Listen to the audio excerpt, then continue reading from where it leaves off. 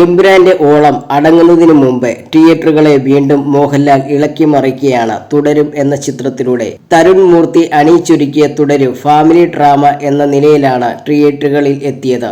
ഏറെക്കാലത്തിനു ശേഷം മോഹൻലാൽ എന്ന താരത്തെയും നടനെയും ഒരുമിച്ച് കാണാൻ ഈ ചിത്രത്തിലൂടെ സാധിച്ചു.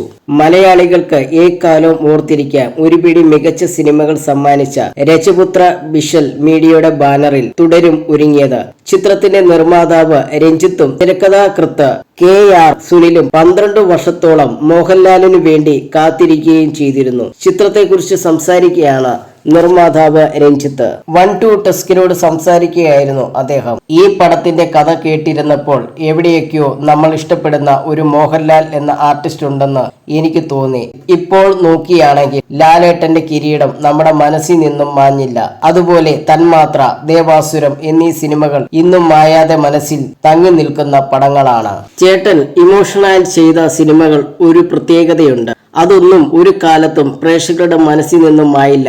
ലാലേട്ടനെ ഇങ്ങനെ കാണാൻ ഒരുപാട് ആഗ്രഹിച്ച സിനിമയാണത്. ഒരുപാട് കാലം ഞാൻ ഈ സിനിമയെക്കുറിച്ച് സ്വപ്നങ്ങൾ കണ്ടിട്ടുണ്ട്. ഓരോ സീനും ചേട്ടൻ എങ്ങനെ ചെയ്യുമെന്ന് മനസ്സിൽ കാണുമായിരുന്നു. ഒരു പക്ഷേ ഈ സിനിമ ചെയ്യാതെ മരിച്ചാൽ ലോകത്തിലെ ഏറ്റവും വലിയ നിർഭാഗ്യവാനായ നിർമ്മാതാവായി ഞാൻ മാറിയേനെ, രഞ്ജിത്ത് പറഞ്ഞു.